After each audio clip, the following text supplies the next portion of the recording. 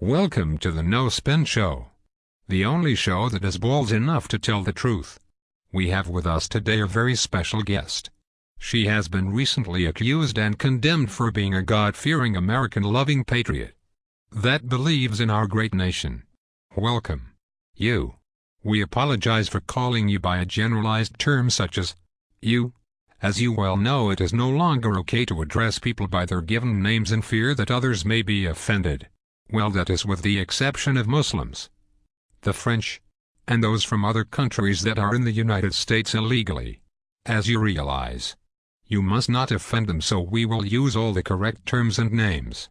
My first question for you is, what do you think about this new anti-American movement being shoved up our asses by our newly elected foreign president, Mohammed Smith, especially the new federal law that says natural-born Americans will no longer be allowed to vote in any religious, political or California border and gay arenas here in the United States? Well, as you are already aware, the American dream has become the American nightmare.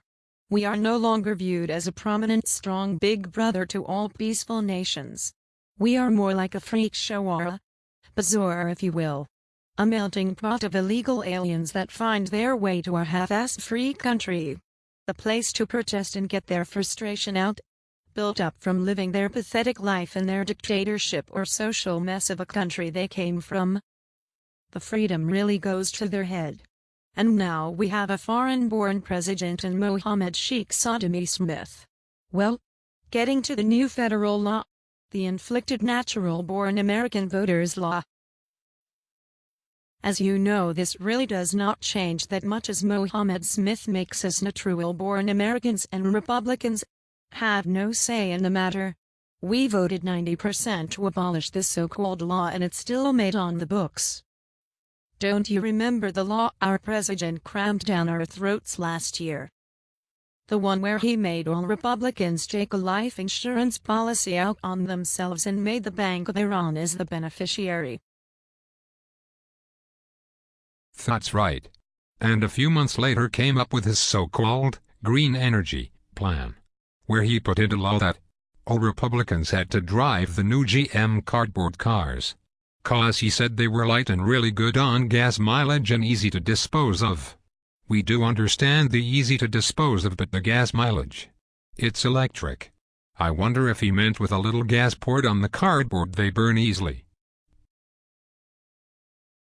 But you have to remember, Republicans found a way around that. They all registered as Democrats and liberals. Now things are really confusing. You know, you're right. America is a nightmare and getting worse. Sorry folks, that's all the time our new president will allow us under the new Free Speech for Red-Blooded Americans Act. Next week we will be speaking about the new plans to bulldoze down the eastern Sierra Mountains to make way for the simulated Arabic desert for the very large Mosk and Al-Qaeda recruiting center. This will be done under the Be Kind to Middle Eastern Folks Act. Also, we'll be talking to Dalai Lama about the new name for Yellowstone Park. Also, we'll be reporting on the close of escrow for the sale of Southern California back to Mexico in exchange for Baja California and 500 pesos. And last but not least, we will have an in-depth conversation on how the Mexican government pulled the wool over Nasty Pelosi's eyes when they challenged her to go on the show. Smarter than a fifth grader. Until then, good night. And remember, don't let big government turn us into friends.